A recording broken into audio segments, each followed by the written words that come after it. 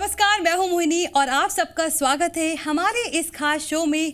Hypertension आज के समय में सबसे तेजी से बढ़ने वाली स्वास्थ्य समस्याओं में से एक है।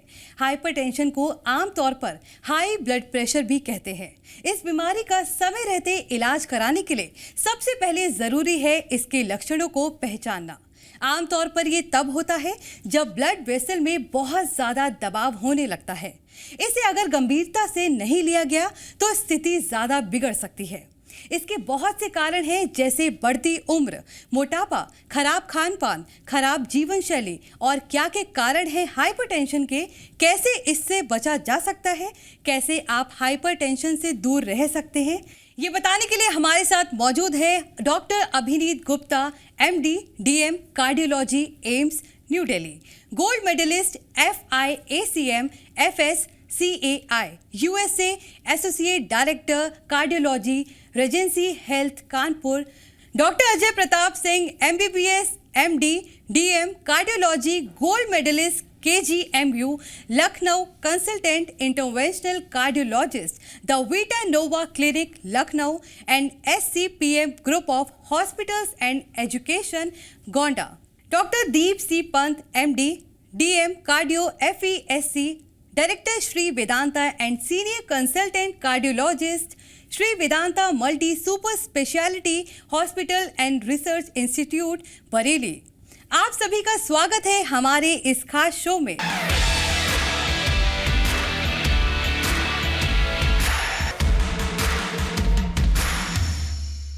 डॉक्टर अभिनीत, हमारा सवाल है, ब्लड प्रेशर क्या है और इसे अक्सर साइलेंट किलर क्यों कहा जाता है?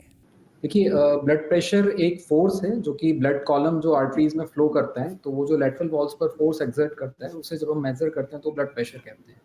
एंड ब्लड प्रेशर एक बहुत सीरियस रिस्क फैक्टर है heart as well as brain की बीमारियों के लिए। इसे साइलेंट किलर कहते हैं क्योंकि बाय द टाइम ये डिटेक्ट होता है ऑलरेडी बहुत देर हो चुकी होती है, और ऑलमोस्ट 1/5 लोगों में जब ये पता चलता है तो उनको किसी ना किसी प्रकार के कोई कॉम्प्लिकेशंस या टारगेट ऑर्गन्स में डैमेज हो चुका होता है। तो ये जो वर्ल्ड हार्ट फेडरेशन की एक स्टडी है, उसमें ये भी बताया गया है कि जो हार्ट और ब्रेन से होने वाली डेथ्स हैं, उसमें ऑलमोस्ट हाफ ऑफ जो डेथ्स होती हैं वो ब्लड प्रेशर की वजह से ही होती हैं। तो इसको डिटेक्ट करना टाइमली बहुत इंपॉर्टेंट है और इसे कंट्रोल में रखना भी इम्पॉर्टेंट है। Doctor Ajay, high blood pressure समय के साथ हार्ट फेलियर का कारण कैसे बनता है? हाई ब्लड प्रेशर होने की वजह से हमारे हृदय पे अत्यधिक लोड रहता है, जिस वजह से हमारे हृदय को ज़्यादा कार्य करना पड़ता है। और किसी भी चीज़ से हम अगर ज़्यादा कार्य कराते हैं तो उसमें फटीग या मसल फटीग होने का डर रहता है। ये नंबर 1 कारण है हार्ट फेलियर होने का। जैसे जैसे बीपी की दिक्कत मरीजों को लंबे समय तक रहती है, तो उस बीपी को कोप करने के लिए हमारा हृदय अपनी अपनी दीवारों को मोटा कर लेता है। जब दीवारें मोटी हो जाती हैं या इन्हें हमारी भाषा में लेफ्ट वेंट्रिकल हाइपरट्रॉफी हो जाती है, तो हमारे हृदय का लचीलापन कम हो जाता है, यानी कि इलास्टिसिटी। और जैसे ही हमारे हृदय की इलास्टिसिटी कम होती है तो हमारा हृदय धड़कता मतलब कॉन्ट्रैक्ट तो अच्छे से होता है, जिसको हम सिस्टोल बोलते हैं। हाउएवर डायस्टोल, जिसमें उसको रिलैक्स होना चाहिए, जिसके अंदर हृदय के अंदर ब्लड का फिलिंग होता है, वो वाला फेज गड़बड़ हो जाता है क्योंकि लचीलापन कम हो गया है। इसको हम आमतौर से डायस्टोलिक डिस्फंक्शन बोलते हैं।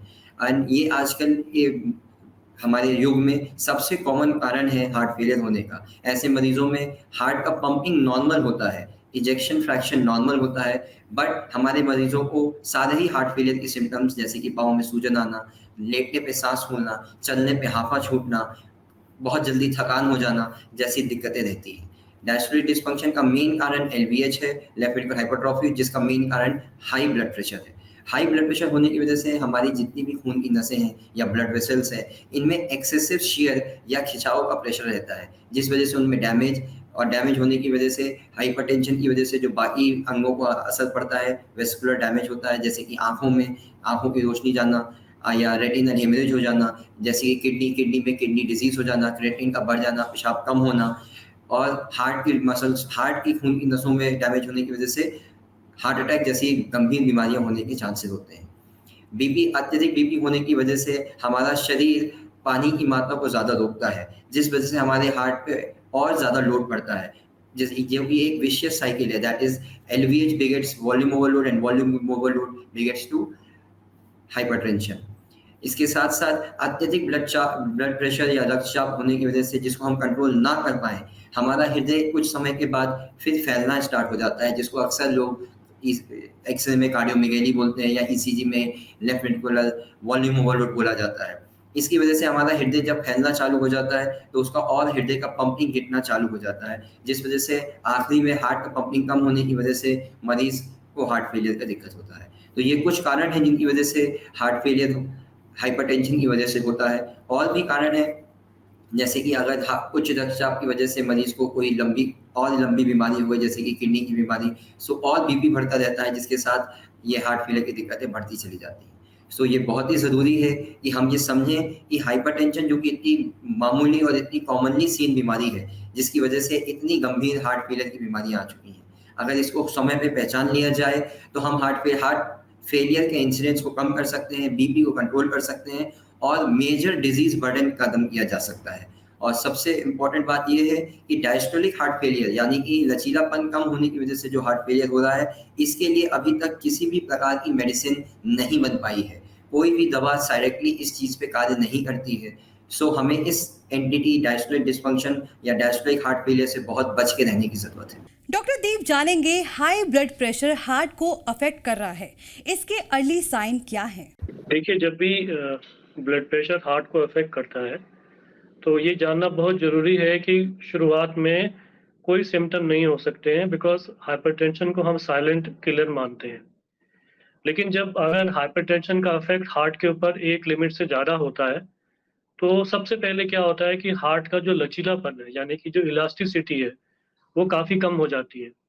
तो आप पाएँगे कि जो काम पहले आप कम एफर्ट में कर लेते थे, साँस नहीं फूलती थी, आप पाएँगे कि थोड़ा-सा भी हम आप एक्सर्शन करते हैं, तो हमारी साँस फूलने लगती है। और उसके अलावा हाइपरटेंशन और भी तरीके से हमारे हार्ट को अफ़ेक्ट करता है, जैसे कि हार्ट फेलियर करने में। जब हाइपरटेंशन होता है, तो हमारी हार्ट लचीलापन ही नहीं खो देता है, बल्कि उसके अलावा ब्लड प्रेशर की वजह से, उच्च रक्तचाप की वजह से हमारी धमनियों में ब्लॉकेज होना भी शुरू हो जाती है, यानी कि रुकावट होना शुरू हो जाती है, कोलेस्ट्रॉल डिपोज़िशन होना शुरू हो जाता है। तो ये भी हो सकता है कि साँस फूलने के साथ-साथ आपको ये लगे कि जैसे ही आप कोई एफ़र्ट करते हैं या कुछ काम करते हैं या सीढ़ी चढ़ते हैं, तो आपको एक तो दिल की धड़कन बढ़ जाती है, या कभी-कभी आपको अगर ब्लॉकेज ज़्यादा हो, तो ये भी महसूस हो सकता है कि जब भी कोई एफ़र्ट करते हैं, कोई एक्सरसाइज़ करते हैं या कहीं चलते हैं, कहीं वॉक करते हैं या कोई वज़न उठाते हैं, तो आपको हार्ट के ऊपर यानी कि छाती के बीचों-बीच आपको दबाव या पेन या घुटन भी महसूस हो सकती है। तो कुल मिला के अगर हाइपरटेंशन अगर आपके हार्ट को अफ़ेक्ट कर रही है, तो शुरुआत में हो सकता है कि आपको ज़्यादा सिम्पटम ना हो, लेकिन एक लिमिट के बाद आपका साँस फूलना शुरू हो सकता है, आपको पाल्पिटेशन यानी कि दिल की गति आपको अधिक लग सकती है, और उसके अलावा आपको हार्ट के ऊपर पेन भी हो सकता है। डॉक्टर अभिनीत, ये बताइए, हाई ब्लड प्रेशर को जल्द डिटेक्ट और ट्रीट करना क्यों इम्पोर्टेंट है? देखिए, ब्लड प्रेशर को डिटेक्ट और ट्रीट करना इम्पॉर्टेंट है क्योंकि जैसे पहले भी मैंने बताया कि ब्लड प्रेशर एक तरह से ऑर्गन्स पर डैमेज करता है और अनकंट्रोल्ड ब्लड प्रेशर के बहुत सारे इसके इफ़ेक्ट्स होते हैं, जैसे कि टारगेट ऑर्गन्स में डैमेज हो सकता है, जो किडनीज़ हैं, ब्रेन है, हार्ट है, इनमें एंड ऑर्गन डैमेज के इफ़ेक्ट्स सामने आ सकते हैं। दूसरा, ये जो आर्टरीज़ की वॉल्स हैं, उनमें डैमेज करता है, उनमें एथेरोस्क्लेरोसिस को बढ़ावा देता है, उनका जो नॉर्मल एंडोथेलियल फंक्शन है उसको अफेक्ट करता है। तीसरा, ये हार्ट में या हार्ट अटैक्स के होने की जो टेंडेंसी है, उसकी संभावना है, उसको भी बढ़ाता है और इसी प्रकार से ब्रेन में स्ट्रोक्स या टीआईए और किडनी में किडनी फेलियर होने की संभावना को बढ़ाता है। तो इन सारे कारणों की वजह से हमें ब्लड प्रेशर को टाइमली डिटेक्ट भी करना है और एक बार डिटेक्ट होने के बाद उसका ट्रीटमेंट, जो कि मोस्टली मेडिकेशंस और लाइफ़स्टाइल मॉडिफ़िकेशन से होता है, उसे कंटिन्यू करना है। स्टडीज़ में ये पाया गया है कि जिनको ब्लड प्रेशर की बीमारी होती है, उसमें सिर्फ हाफ यानी कि 50% लोगों में ही ब्लड प्रेशर अच्छी तरह से कंट्रोल में रहता है।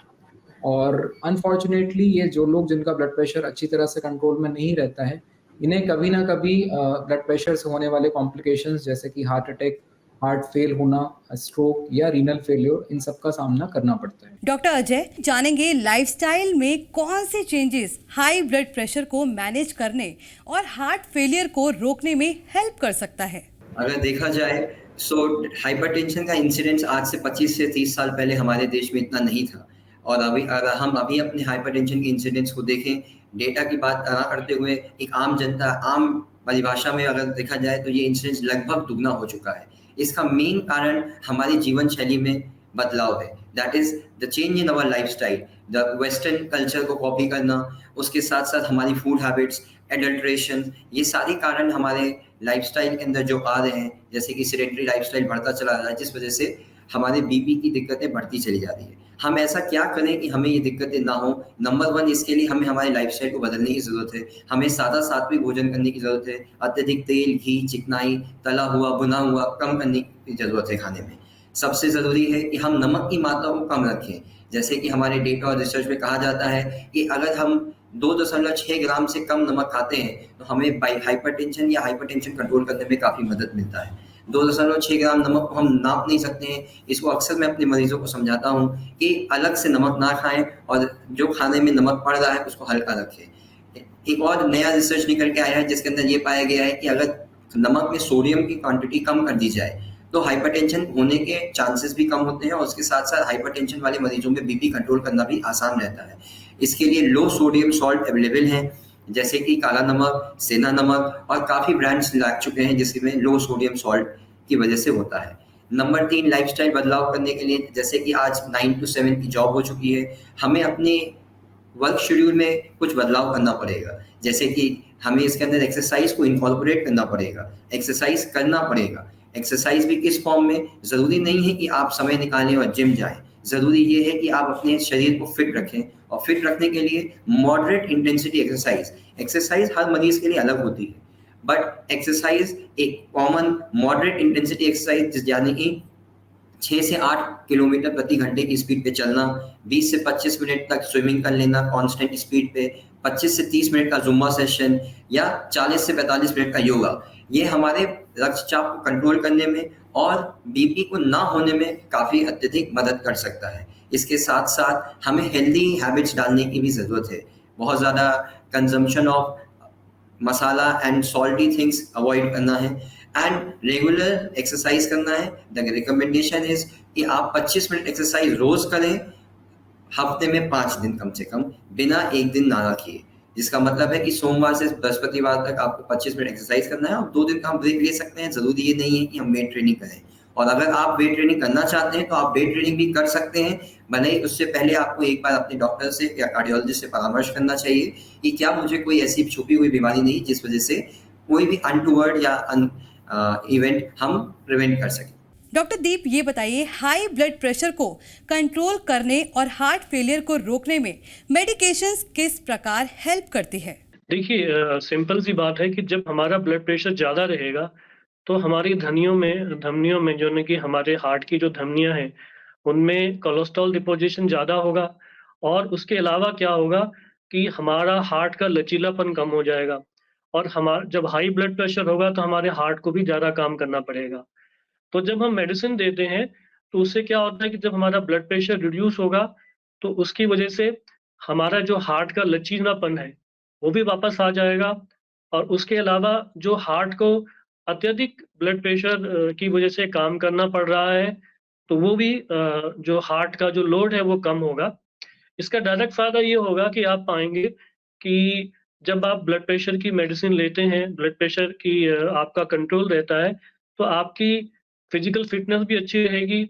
आपको जो सिम्पटम जो अभी हमने पहले डिस्कस किए थे, जैसे कि साँस का फूलना या छाती में दर्द होना या अत्यधिक दिल की धड़कन बढ़ना, ये भी आपको इसमें राहत महसूस होगी। तो कहने का मतलब ये है कि जो ब्लड प्रेशर की मेडिसिन्स हैं, वो उन कारकों पे असर करती हैं जिससे ब्लड प्रेशर बढ़ता है। जैसे कि हमारी जो शरीर की जो धमनियाँ हैं वो सिकुड़ जाती हैं, उसको फैलाती हैं। जो हमारे शरीर में अत्यधिक नमक जमा हो जाता है, जो हम अपनी किडनी से इसको बाहर नहीं निकाल पाते हैं, उसको बाहर निकालती हैं। तो और उसके अलावा क्या है कि जो हमारे शरीर के अंदर अत्यधिक फ्लूइड जमा होने की वजह से जो हमारा ब्लड प्रेशर बढ़ता है, उसको भी जो है हार्ट फेल जो ब्लड प्रेशर की मेडिसिन है वो कम करके ब्लड प्रेशर को उसको कंट्रोल करती हैं। डॉक्टर अभिनीत, हाई ब्लड प्रेशर वाले व्यक्तियों को अपने लेवल को कितनी बार मॉनिटर करनी चाहिए? देखिए, ये डिपेंड करता है कि किस तरह के पेशेंट को ब्लड प्रेशर डायग्नोस हुआ है। फॉर एग्जांपल कोई ऐसा न्यूली डायग्नोस्ड पेशेंट है जिसे ब्लड प्रेशर हाल ही में डिटेक्ट हुआ है, तो उन्हें हम लोग अपना blood pressure almost daily monitor करने के लिए सजेस्ट करते हैं और उसके बाद जब वो अपना ब्लड प्रेशर का मॉनिटरिंग का चार्ट लेकर हमारे पास आते हैं, तो हम उस बेस्ड ऑन दैट अपनी मेडिसिन्स की डोजेज एडजस्ट करते हैं। दूसरे एक्सट्रीम पर कोई पेशेंट है जिनका ब्लड प्रेशर स्टेबल चल रहा है और लंबे टाइम से वो ब्लड प्रेशर की दवाइयाँ खा रहे हैं, तो उनको यूजुअली ब्लड प्रेशर हफ्ते में 1 या 2 बार ही मॉनिटर करने की ज़रूरत होती है। ऑन द अदर एंड अगर कोई ऐसा पेशेंट है जिनका कि ब्लड प्रेशर की मेडिसिन्स में हाल ही में चेंजेस किए गए हैं, तो अगेन हम उन्हें बहुत फ्रीक्वेंटली ब्लड प्रेशर मॉनिटरिंग करने के लिए सजेस्ट करते हैं। और अगर कोई ऐसा पेशेंट है जिनका ब्लड प्रेशर अनकंट्रोल्ड चल रहा है या बहुत अधिक बढ़ा हुआ है, तो ऑब्वियसली हम उन्हें दिन में 3 या 4 बार या 5 बार भी कभी-कभी ब्लड प्रेशर मॉनिटरिंग करने के लिए सजेस्ट करते हैं। और एक चीज़ इसमें आजकल होम ब्लड प्रेशर मॉनिटरिंग की डिवाइसेस भी आ गई हैं, जो कि हम लोग पेशेंट को दे देते हैं और वो इसको कैरी करके अपने घर चले जाते हैं एंड वो ब्लड प्रेशर कुछ रेगुलर इंटरवल पे 30-40 मिनट्स पर मॉनिटरिंग करते रहते हैं और बाद में फिर उसका जो रिपोर्ट आती है बेस्ड ऑन दैट हम अपने ट्रीटमेंट में मॉडिफिकेशंस कर सकते हैं। Doctor Ajay, high blood pressure में स्ट्रेस का क्या रोल है और इसे कैसे मैनेज किया जा सकता है? Stress is directly not related to hypertension. अभी तक किसी भी डेटा या रिसर्च पेपर में ये नहीं प्रूव हुआ है कि स्ट्रेस की वजह से long term outcome blood pressure होता है। बट एक चीज़ समझना है, जिन मरीजों को हाइपरटेंशन है उनको स्ट्रेस लेने की वजह से हाइपरटेंशन अनकंट्रोल हो जाता है। जिन मरीजों को अत्यधिक स्ट्रेस रहता है उनकी दिल की धड़कनें तेज रहती हैं, जिसकी वजह से टैकीकार्डिया इंड्यूस्ड हाइपरटेंशन की दिक्कत आ सकती है। और अगर माना जाए तो भविष्य में कोई ना कोई ऐसा रिसर्च आएगा जो ये प्रूव भी कर देगा कि stress is directly related to hypertension. And to cope with stress we have to cope whatever field we are working. आजकल गोल ओरिएंटेड जिंदगी जी रहे हैं हम लोग। Everybody is running behind something. किसी ना किसी को कोई ना कोई गोल पूरा करना है। हमें हर चीज़ प्राप्त की जा सकती है बिना स्ट्रेस लिए। And the best stress buster for all of us is yoga. However, the whole world, पूरी विश्व योगा को कॉपी कर रहा है और हम ही हमारे देश से बनी हुई चीज़ को हम महत्व कम देते हैं। लेकिन योगा एक बहुत ही अच्छा स्ट्रेस बस्टर है। और एल्स जो भी एक्टिविटी, जो भी गतिविधि में आपका मन लगता है जिससे आपका स्ट्रेस कम हो सकता है, वो हमें इस्तेमाल करना चाहिए, जैसे कि डीप ब्रीदिंग, रिवर्स काउंटिंग और स्विमिंग और डांसिंग और हाइकिंग, एनीथिंग जो भी आपको मदद करे हम उसे कर सकते हैं। Because stress leads to tachycardia mostly and tachycardia leads to cardiovascular effects. Stress हमारे साथ हार्मोनल लेवल पे भी खेलता है। स्ट्रेस, अत्यधिक स्ट्रेस होने की वजह से हमारे शरीर में कॉर्टिसोल नाम का एक हार्मोन होता है जिसका मात्रा बढ़ जाता है। एंड कॉर्टिसोल की वजह से इंसुलिन रेजिस्टेंस या भविष्य में डायबिटीज होने का चांस होता है। कॉर्टिसोल की वजह से weight gain, excessive adipocyte formation या वजन बढ़ता है। और ये दोनों बीमारियां, शुगर और वेट गेन, इनडायरेक्टली हमें हाइपरटेंशन की तरफ धकेलती हैं। सो अगर हम अपना स्ट्रेस को कंट्रोल रखते हैं तो हम अपनी हार्मोनल बैलेंस को रखेंगे और स्ट्रेस की वजह से हमारे हृदय की गति कंट्रोल रहेगी, तो हमें भविष्य में उच्च रक्तचाप होने की दिक्कतें कम हो सकती हैं। और अगर हम हाइपरटेंशन से सफर कर रहे हैं तो हाइपरटेंशन को बेहतर कंट्रोल किया जा सकता है कम दवाओं से। डॉक्टर दीप, जानेंगे क्या हाई ब्लड प्रेशर हार्ट के अलावा किसी और ऑर्गन को भी नुकसान पहुंचा सकता है? जी बिल्कुल, ये बहुत अच्छा क्वेश्चन है।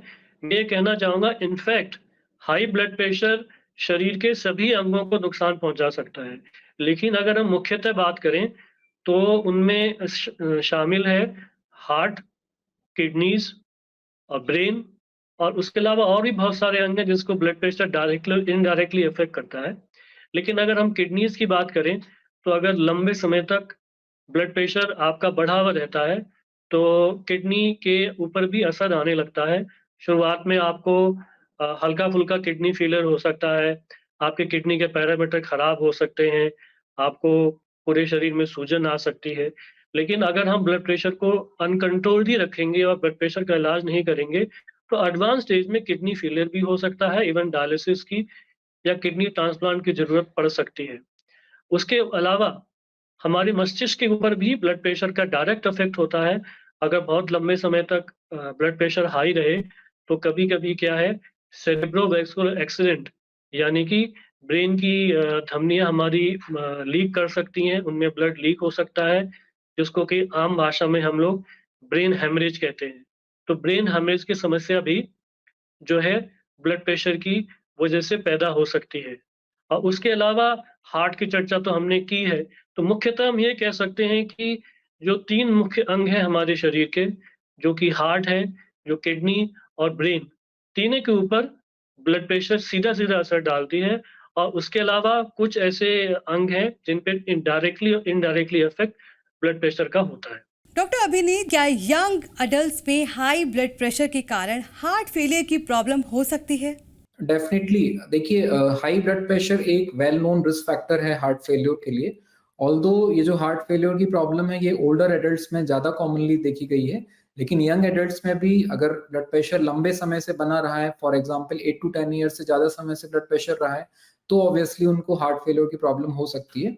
ये कई प्रकार से हार्ट को अफेक्ट कर सकता है, जैसे कि हार्ट की जो मसल है उसमें स्ट्रेन होने की वजह से हार्ट के फंक्शन में कमी आ सकती है, जिससे कि डायस्टोलिक हार्ट फेल्योर या हार्ट की जो रिलैक्सेशन की क्षमता है उसमें कमी आने से पेशेंट हार्ट फेल्योर में जा सकता है। सेकेंडली, कई बार अनकंट्रोल्ड ब्लड प्रेशर से हार्ट अटैक या ब्लॉकेजेस होने का रिस्क भी बढ़ जाता है, जिससे अगेन हार्ट के फंक्शन में कमी आ सकती है और पेशेंट हार्ट फेल्योर में जा सकता है। एंड तीसरा, जो अथेरोस्क्लेरोसिस या जो कॉर्नरी ब्लॉकेजेस की बीमारी होती है, उसकी रफ्तार भी बहुत तेजी से बढ़ जाती है अगर पेशेंट का ब्लड प्रेशर कंट्रोल में नहीं रहता है। तो मल्टीपल फैक्टर्स हैं, कई बार एरिथमियाज होने से पेशेंट हार्ट फेल्योर में जा सकता है। तो इन सारे रीजंस की वजह से किसी भी हाइपरटेंसिव पेशेंट को रेगुलर बेसिस पर अपने हार्ट का और अपनी हार्ट हेल्थ का चेकअप कराते रहना चाहिए। आप सभी डॉक्टर्स का बहुत बहुत धन्यवाद। हाइपरटेंशन को साइलेंट किलर माना जाता है। कई बार लंबे समय तक इसके लक्षण समझ नहीं आते, लेकिन ये बेहद जरूरी है कि आप इसके प्रति सतर्क रहें। डॉक्टर्स ने आज आपको जानकारी दी, उसे हमेशा ध्यान रखें ताकि आप स्वस्थ रहें, अच्छा जीवन जी सके। इस खास शो में फिलहाल इतना ही।